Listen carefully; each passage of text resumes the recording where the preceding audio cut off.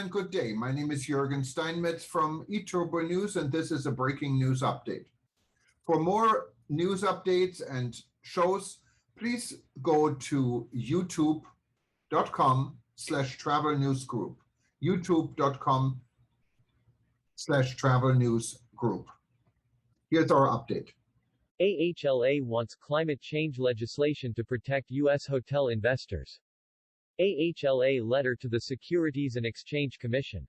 The American Hotel and Lodging Association (AHLA) President and CEO Chip Rogers told SEC Chairman Gary Gensler that AHLA is committed to addressing climate change, and many AHLA members have been leading on the issue for years, but the SEC's draft rule could have the opposite effect as intended.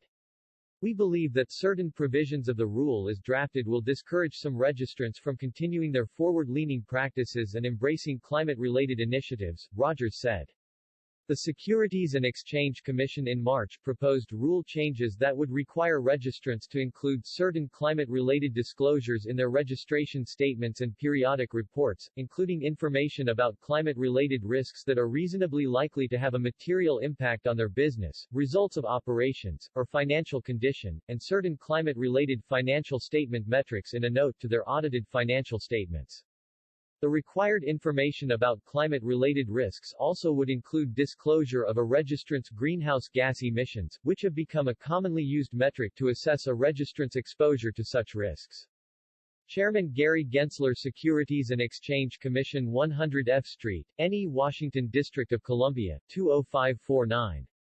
Dear Chairman Gensler, the American Hotel and Lodging Association (AHLA) appreciates the opportunity to comment on the U.S. Securities and Exchange Commission's (SEC) proposed rule on the enhancement and standardization of climate-related disclosure for investors. The rule. Point 1. Serving the hospitality industry for more than a century, AHLA is the sole national association representing all segments of the U.S. lodging industry, including hotel brands, owners, real estate investment trusts, REITs, franchisees, management companies, independent properties, bed and breakfasts, state hotel associations, and industry suppliers. Headquartered in Washington, D.C., AHLA focuses on strategic advocacy, communication support, and workforce development programs for an industry that advances long-term career opportunities for employees, invests in local communities across the country, and hosts more than 1 billion guest stays in American hotels every year. AHLA proudly represents a dynamic hotel industry of nearly 61,000 properties that supports $1.1 trillion in U.S. sales and generates nearly $170 billion in taxes to local, state, and federal governments. AHLA supports the SEC's commitment to addressing the global threat of climate change and welcomes the growing interest from the investor community to better understand how U.S. businesses are impacted by climate change and the steps they are taking to reduce their greenhouse gas (GHG) emissions to mitigate climate-related risks. We agree that consistent, comparable, and reliable data is needed to produce the most helpful and relevant information for investors. Indeed, many of our members have been leading on this issue for years. A number of our members have, for example, set science-based targets pursuant to the Science Based Targets Initiative (SBTI) and are reporting various relevant climate figures pursuant to other globally recognized frameworks such as the Carbon Disclosure Project (CDP), the Task Force on Climate-Related Financial Disclosures (TCFD), the Global Reporting Initiative (GRI), Sustainability Accounting Standards Board (SASB), and the Global ESG Benchmark for Real Assets (GRESB). Our industry has also been proactive in finding an alignment of methodologies. Over a decade ago, a number of AHLA's larger members contributed to the development of the Hotel Carbon Measurement Initiative (HCMI), which provides industry-specific guidance for preparing per room night and per meeting carbon footprint metrics for corporate and leisure customers. And most recently, the industry put together a long-term path with recommendations to achieve zero emissions. Participating in these various initiatives has led our members to invest heavily in data collection programs, set bold emissions and waste reduction targets, and publish their Scope 1 and Scope 2 emissions data. Some members have gone even further and already are reporting their Scope 3 emissions. By making these disclosures, our members are providing investors with a breadth of useful information. All of these disclosure efforts have to date been purely voluntary, and other members are still in the early stages of developing their climate-related data collection and risk mitigation policies and practices. The transition from voluntary disclosure to a mandatory reporting regime and the imposition of accounting-like precision on the reporting of emissions data already is causing some of our members to reconsider their approach to climate change. We believe that certain provisions of the rule as drafted will discourage some registrants from continuing their forward-leaning practices and embracing climate-related initiatives. We, therefore, recommend that the SEC revise its rule and incorporate the following changes. Eliminate any requirements that registrants disclose their Scope 3 emissions, or at the most, allow such disclosures to be furnished rather than filed. Remove requirements that registrants obtain assurance on their GHG disclosures or, at most, require limited assurance beginning in Year 4. Provide further clarity on proposed requirements for climate-related expenditures, risks, and transition activities, and remove the proposed line-item impact disclosure requirement for consolidated financial statements. Delay implementation of the rule for at least 2 years to provide registrants sufficient time to absorb the rule and to develop the necessary policies and procedures required for adequate compliance. Eliminate requirements that are only triggered by a company's former or current actions. Separate all proposed climate disclosure requirements from the Form 10-K and allow registrants to disclose this information in a separate report at a time that aligns with their current sustainability reporting. AHLA's specific comments and suggestions are discussed in more detail below. That discussion is preceded by a short overview of AHLA, our members, and the unique structure of our industry. We look forward to continuing this conversation as the SEC works to revise and finalize the rule. Background. AHLA's membership represents all segments of the hotel and lodging business in the U.S. hospitality industry is uniquely complex and comprises a range of organizational structures, largely involving a few key entities including hotel brands, owners, rights, and third-party managers, operators. While these structures vary, often with entities serving multiple roles, there are 4 predominant ownership and management models that are relevant to the SEC's rule. Brand-owned and operated, brand-managed, franchised, and rates. Brand-owned and operated. Under a brand-owned and operating structure, a hotel brand, typically a large public company, owns the underlying property and also performs all management and operational functions.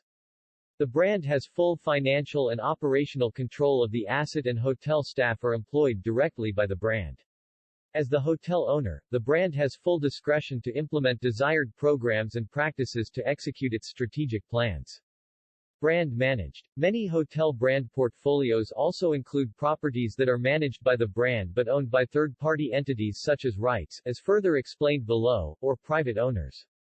In the managed model, the brand will typically employ the individuals working in the hotels it manages and has general operational control, subject to some level of owner input. Franchised. Franchising is the most prevalent and growing model in our industry, dating back nearly 80 years. Over half of all hotels in the U.S. are currently franchised. Under this structure, an independent owner, franchisee, enters into a licensing arrangement with a hotel brand, franchisor, that grants the owner legal permission to operate the owner's hotel under the franchisor's name. The owner can leverage the brand's reputation, distribution arrangements, and infrastructure in exchange for payment of various fees. Franchisees and franchisors have clearly defined roles and responsibilities. Owners, who often operate as small private businesses, may be required to uphold specified brand standards and initiatives but maintain full legal and operational control of the asset. The brand does not own or control the underlying property and lacks the legal authority to make demands on owners that are outside the scope of the licensing contract. Owners may self-operate the hotel or hire an independent management company to operate the hotel on a day-to-day basis. In some circumstances, however, the brand will serve as the manager of the property as well as the franchisor, in which case the typical elements of a brand-managed property described above would apply. Notably, hotel brands vary in how their portfolios are structured. Some brands rely heavily on the franchised model, while others have significant managed portfolios. In the U.S., there is a relatively small proportion of brand-owned and operated properties. Such distinctions among categories have significant ramifications for the proportion of emissions that make up each company's GHG profile. Rights are another common ownership structure in our industry, and those that are publicly traded will be significantly impacted by the rule. Lodging, hospitality rights are unique in that they own the underlying hotel asset but are required to engage an independent management company to operate or manage the property and therefore rely heavily on third-party contractors. Rights either enter into licensing agreements with hotel brands pursuant to a franchise model or enter into a management agreement with the brand itself to run the hotel. Rights may also contract with private companies to manage the property on their behalf. These businesses are often small, local, or regionally based. The management company has sole responsibility and authority over day-to-day hotel operations, including the hotel's energy purchases and expenditure as well as sourcing of inventory, supplies, and services. Lastly, it is critical we mention that our members are still struggling to recover from the devastating impact of the COVID-19 pandemic. While certain portions of the business are rebounding, our industry continues to experience volatility and full recovery of profitability is likely still years away. Further, current labor market dynamics have resulted in severe staffing shortages at all levels. In surveying our membership, nearly 50% of respondent hotels are severely understaffed and almost all members have expressed difficulty in filling open positions, both in hotels and in corporate offices. Yet the SEC estimates that companies will have to undertake an additional 3,400 to 4,400 hours of work in the first year, and up to 3,700 hours in years 2 through 6, to comply with the new reporting obligations. Layering on these new mandatory reporting obligations and associated costs will impose additional stress on our members by requiring them to redirect already limited staff to carry out time-intensive data collection and verification efforts and to incur enormous additional costs at a time when our industry is still recovering from COVID-19. As detailed in our comments below, the variety of unique ownership and management structures coupled with the ongoing economic difficulties our industry is facing will result in a diverse set of challenges for our members as they seek to comply with various provisions of the SEC's rule. Discussion. GHG emissions metrics. 1. Scope 3 methodologies are extremely underdeveloped and likely to produce inconsistent, unreliable data that could ultimately distort a company's overall emissions profile. Collecting and verifying Scope 3 emissions is particularly challenging for the hotel industry given the variety of ownership and management models and will impose significant burdens on our members. The SEC should therefore eliminate all Scope 3 emissions reporting requirements. Lack of development and unreliability of Scope 3 methodologies. The rule requires certain registrants to disclose their total Scope 3 GHG emissions if material, or if the registrant has set a GHG emissions reduction target or goal that includes its Scope 3 emissions. The SEC has generally acknowledged the difficulty of Scope 3 reporting, noting that these emissions would likely impose the greatest compliance burden for registrants due to the complexity of data gathering, calculation, and assessment required for that type of emission. AHLA acknowledges that Scope 1 and Scope 2 reporting is a much more common practice, particularly for public companies where it is increasingly becoming the norm. While Scope 1 and 2 reporting is currently voluntary, the available frameworks and service providers that support these disclosures are fairly robust. Scope 3 assumptions and calculations, in contrast, are very underdeveloped. In describing the rationale for including Scope 3, the SEC notes that this category of emissions may be necessary to provide investors with a complete picture of how a company's GHG emissions throughout its value chain may impact the operations and financial performance of the business.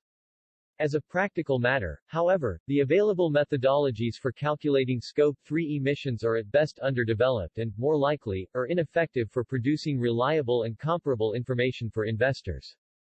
The estimates required for calculating Scope 3 emissions vary widely and are heavily dependent on the assumptions relied on by the preparer of such calculations.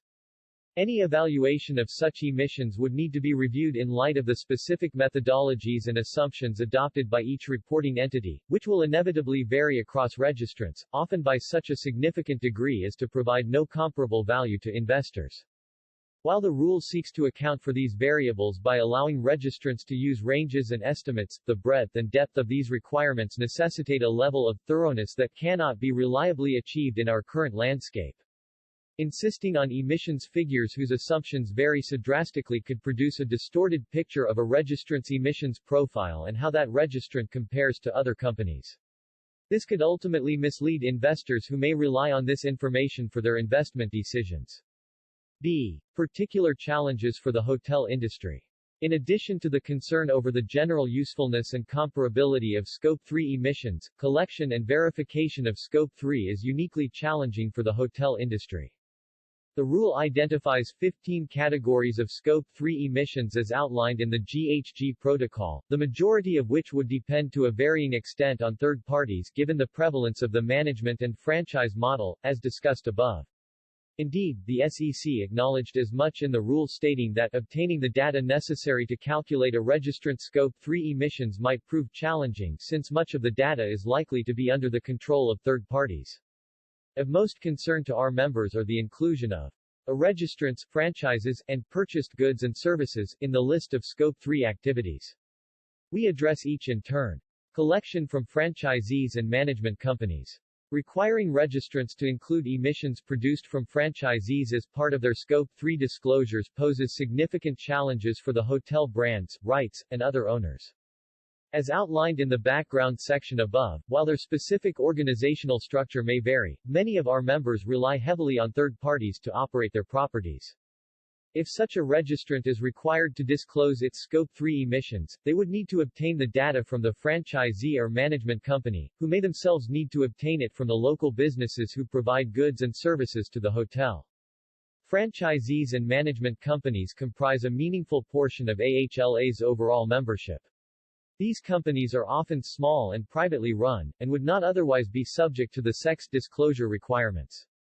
We are uniquely concerned with the role these entities will be required to play in the climate disclosure process and the burdens that will be imposed on them despite not being public filers. As entities overseeing a hotel's day-to-day operations, they exert substantial control over the property, including its energy purchase and usage, though the extent varies depending on the terms of the contract. In order to satisfy their public company reporting obligations, public hotel brands and rights may need to make meaningfully more demands on hotel franchisees and operators for climate-related data. This dynamic creates serious collection obstacles for both registrants and the third parties on which they rely. A primary concern is that many franchisees and management companies lack the resources and personnel needed to implement and maintain a data collection and reporting program at the scale and granularity needed for public owners and brands to satisfy the SEC's proposed disclosure regime. Obtaining the necessary data to calculate and disclose Scope 3 emissions would require a level of coordination and oversight from our brand owner members that is untenable, especially for those with hundreds or thousands of properties across the globe. The validation and reliability of the data are of equal concern as, again, these third-party entities are unlikely to have the resources to validate these figures to any level of certainty sufficient for an SEC filing. Even our large registrant members who have committed to Scope 3 reduction targets are still working on refining their data collection and validation processes. Requiring the same level of precision from small private businesses that would otherwise have no duty under this rule is extremely burdensome, and in some cases impossible to achieve. Due to the difficult labor market, many of our members are struggling to fill open positions at their hotels, which has made it increasingly challenging for hotel associates to deliver even basic hotel services. Accurately tracking Scope 1 and Scope 2 data to the level required for financial reporting will add to that workload. Layering on the requirement to collect and validate Scope 3 emissions will place an undue burden on those associates and may even require certain hotels to hire additional staff, a challenging and costly prospect in the current labor market. Collection from suppliers of goods and services. Similar to the considerable challenges our members would face reporting their Scope 3 emissions, data collection, and verification for a registrant's purchased goods and services is practically impossible. Purchased goods and services can frequently be one of the larger Scope 3 categories for many hotels. Cleaning services, transportation, food, supplies, and entertainment represent broad categories encompassing hundreds if not thousands of individual emissions that make up a registrant's Scope 3 inventory. Regardless of ownership structure, category, or class, all our members rely heavily on a broad network of suppliers and vendors to support their hotels. Access to supply chain information across the hotels within the U.S. is already challenging, but members who are global companies also are faced with added complications of supply chains for hotels based all over the world. Further, the suppliers our members depend on are overwhelmingly small, local companies that have been hit the hardest during the pandemic and continue to struggle amidst current labor trends. Like private operators and franchisees, these entities would not be subject to the sex disclosure regime but for their contractual relationships with our public members. While many of our members have pursued these local and diverse sourcing practices for decades, others have more recently embraced similar commitments as part of their broader diversity, equity, and inclusion (DEI) efforts. Similarly, travel and tourism companies are exerting increasing pressure on hotels to support local destinations by buying local and supporting small businesses.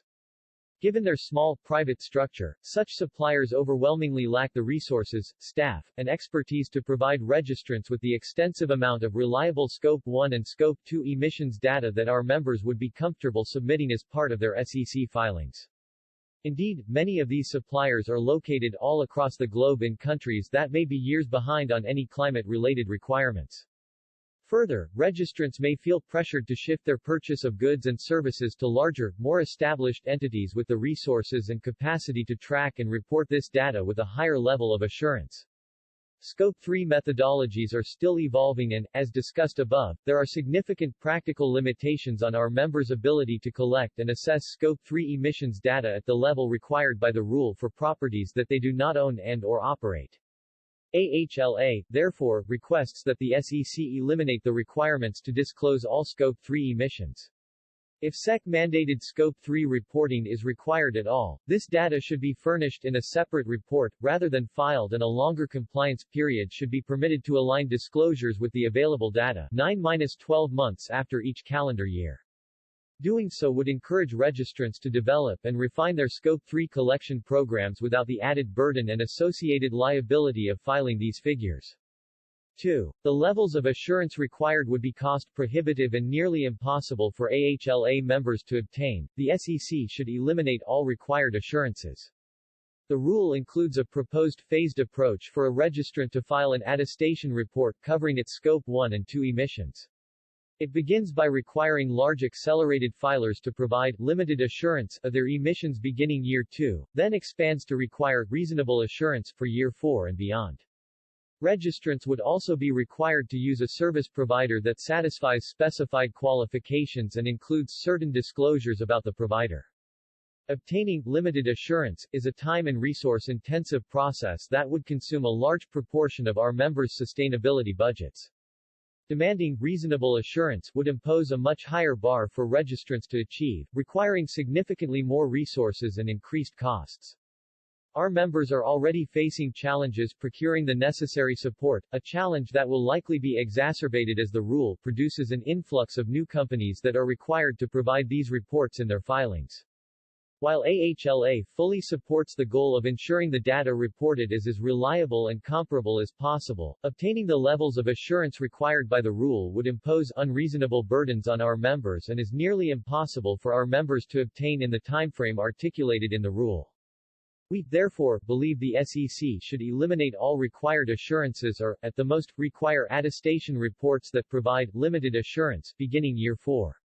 Financial statement metrics. 3. The 1% threshold for disclosing the absolute impact of severe weather events and transition activities on specified line items would require a level of precision that is impractical and would not provide valuable information to investors. The SEC should remove this requirement entirely. For consolidated financial statements that would otherwise be included in the rule's specified disclosure forms, registrants must include a note describing the financial impact of severe weather events, transition activities, and any mitigating expenditures and opportunities on a relevant line item if the absolute value of those impacts is 1% or more of the total line item. Performing such a precise calculation, particularly for impacts inherently based on extensive estimates and assumptions, would be nearly impossible to achieve even for our largest members. In addition, the standard does not track with the materiality principle which is used for all other financial statement footnotes and underpins the rest of the requirements in the rule. The amount of judgment and estimation required to determine if an event or activity was climate-related, let alone whether it would have a 1% impact, would be excessively costly, practically impossible, and would not ultimately yield decision-worthy information for investors. The concepts targeted in these line item impacts are better served outside the pages of our members' financial statements.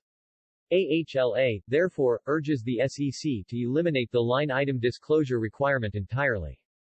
If the requirement is retained in some fashion, the relevant measure should be materiality consistent with all other requirements in the rule, not an arbitrary percentage.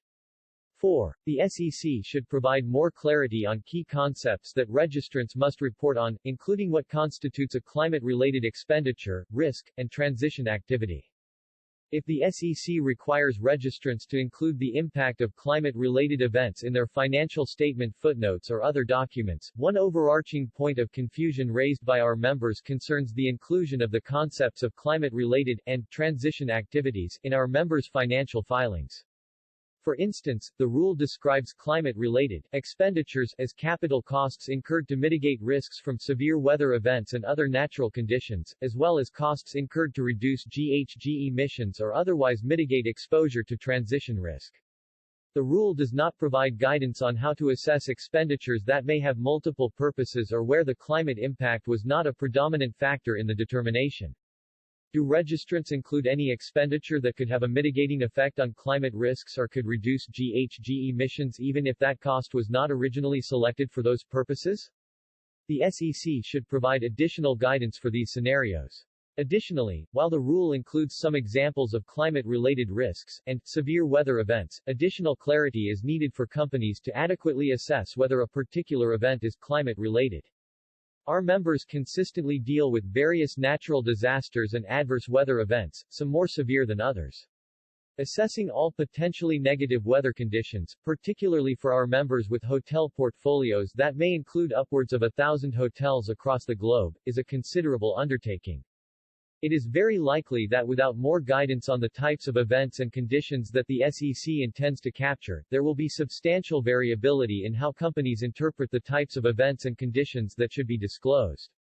This inconsistency among registrants will ultimately undermine the comparability and reliability of this data for investors. AHLA, therefore, requests that the SEC consider incorporating a materiality threshold, as is historically consistent with financial reporting and the approach used throughout the rule. The disclosure would instead be based on whether any potential adverse weather event is substantially likely to have a material impact on the registrant's financial position. This approach would create a standard that would allow investors to assess the most relevant climate risks across a company's entire portfolio, rather than individual climate events and risks that may have a de minimis impact on the company's financial condition. Investors could therefore focus on more systemic climate challenges that the company faces and identify general risk patterns, which are far more relevant to a registrant's overall performance, and avoid being overwhelmed by non-material information. Timing and implementation. 5. The SEC's proposed implementation timeline is very aggressive and does not grant AHLA members enough time to adequately comply with the rule's disclosure requirements. Implementation of the rule should be delayed for 2 years. In its discussion, the SEC includes a sample compliance schedule that assumes a December 2022 effective date. According to this timeline, large accelerated filers would report on all climate-related risks and Scopes 1 and 2 emissions beginning 2024 for the fiscal year 2023. This would require those registrants to begin collecting and analyzing data as early as January 2023, depending on when their fiscal year begins, which effectively requires registrants to begin preparing now prior to the publication of the final rule. Registrants would be required to gather information for years even earlier than 2023 for their financial statement footnote disclosures. This implementation timeline is very aggressive and fails to adequately account for the scale of this undertaking. The timeline does not afford registrants the opportunity to sufficiently analyze the rule and implement the collection and verification processes required for complete and accurate reporting. In order to satisfy all the disclosure requirements, our members need more time to fully absorb the rule and establish the internal policies and processes required to comply. Some of these steps include assembling internal teams and training necessary personnel to administer data collection programs, developing platforms and methodologies for calculating emissions and assessing relevant risks and opportunities, engaging outside counsel and auditing firms for compliance support, and coordinating with third-party owners and operators who control the data but are not otherwise subject to the SEC's disclosure requirements. While many of our members have already implemented some of these processes as part of their voluntary climate reporting, the additional layer of liability that attaches to an SEC filing requires additional refinement and further development of internal controls and processes to ensure satisfactory compliance. Many of our members are in the early stages of developing their broader climate strategy and have yet to establish many of the necessary procedures to comply with the rule as written. Additionally, many of our members believe that the SEC's initial compliance cost estimates do not adequately reflect these steps, nor the additional expenses that will inevitably arise during the course of compliance. Financial budgets for the 2022 calendar year have already been established, which presents challenges to absorbing the substantial cost in 2022 required to implement the procedures and put personnel in place at the start of 2023 to begin collecting data by the reporting deadline. We, therefore, urge the SEC to delay implementation by at least 2 years and, assuming a December 2022 effective date, require the first reporting to be due no earlier than 2026. 6. Requiring the disclosures to be included in a Registrance Form 10-K does not allow registrants to collect and verify their GHG emissions in a manner sufficient for an SEC filing and does not align with existing climate reporting timelines. All climate disclosures should be contained in a separate report. In addition to the aggressive implementation timeline for the rule itself, registrants would be required to report these disclosures annually as part of their Form 10-K or registration statement.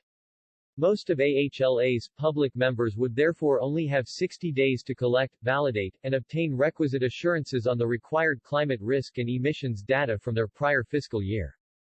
This timeline is extremely onerous, if not impossible, for companies to satisfy. While the rule seeks to address this challenge by allowing registrants to estimate any fourth-quarter data if none is reasonably available, this approach does not account for the significant lag in obtaining data, particularly GHG emissions, from their franchisees and third-party management companies, who must initially collect it from utility companies and other third-party vendors. This lag is particularly acute in the hotel industry as the role of third parties adds an additional layer to the already extensive process of reviewing and verifying emissions figures in a manner sufficient for an SEC filing. The extent and scope of annual reporting under the current financial disclosure requirements are already challenging, and many of our members who rely on third parties to prepare and submit financial information already use most of the available time within the 60-day period to prepare their Form 10-K. By the SEC's own estimate, the rule likely adds more than 3,000 hours of additional reporting burden to an already intense schedule. The process is time-intensive as it currently exists, and the rule will unnecessarily add to the time demands and the expense of public reporting on Form 10-K when the same data collection goals can be achieved in subsequent filings. Further, our members who are currently producing ESG and other climate-related reports generally rely on a mid-year timeframe for producing this data. The SEC's reporting schedule would upend this process entirely.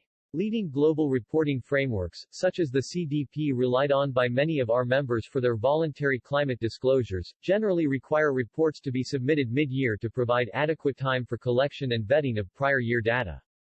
It has therefore become an industry practice for companies to submit these disclosures and publish their organization's sustainability reports in late Q2 or early Q3 for data collected for the company's previous fiscal year.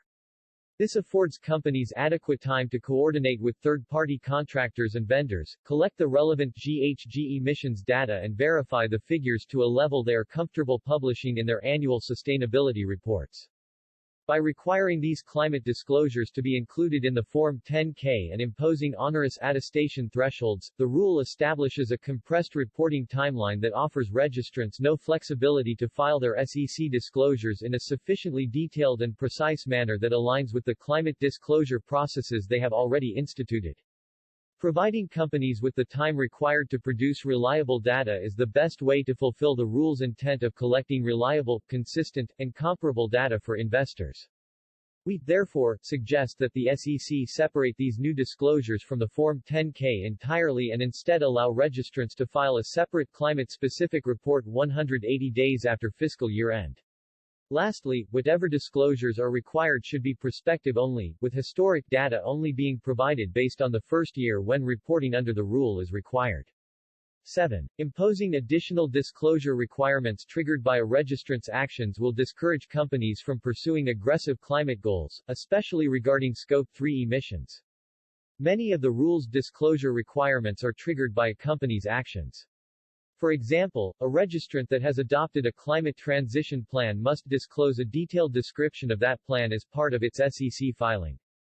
Similarly, to the extent a company uses scenario analysis to assess the resilience of its business strategy, those analytical tools must be disclosed even though the rule does not impose any obligation on registrants to conduct such an analysis. In fact, merely setting a climate-related target or goal internally could trigger the need for a company to provide detailed disclosures, which may include confidential business information. Of most concern, a registrant whose climate-related targets include a Scope 3 component would then be required to report those emissions. The SEC has acknowledged that companies may set longer-term goals without full knowledge of the path they will take to achieve their target. It is therefore imperative that such goals not be construed as promises or guarantees, nor should they bind companies to additional reporting requirements under the rule. Establishing higher reporting thresholds for registrants who have embraced effective new tools and set more aggressive emissions targets likely will discourage those companies from continuing to be forward-leaning on climate issues, particularly in regard to Scope 3 emissions commitments. Many of our members who have made or are considering making bold climate commitments, such as achieving net zero emissions, will likely reconsider whether those goals are ultimately in their company's best interest given the added burdens of disclosing these activities as part of their official SEC filings. The SEC has provided reasoning for why these particular disclosures are not required as of right, including the complexity of the information and the undue burden such requirements would impose on certain registrants.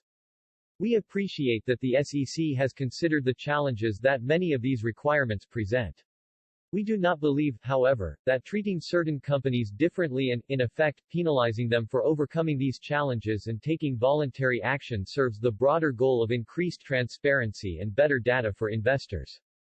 Nor does this approach serve the ultimate goal of reducing the emissions and overall environmental impact of public companies.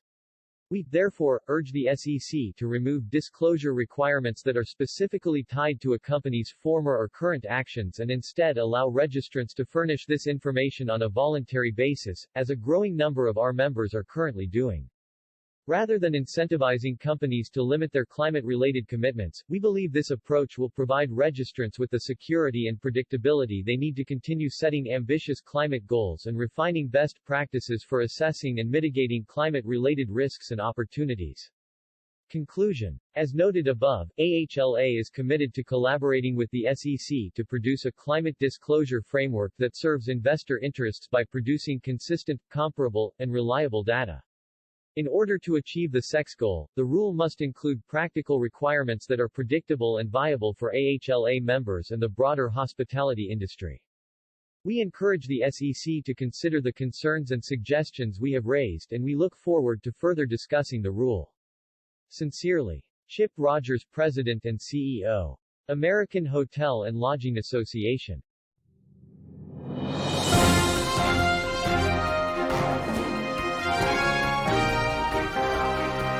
Thank you for listening to our news update. There's more on youtube.com/travel news group, or you can read us, of course, in going to our news portal at eTurboNews.com or travelnews.online.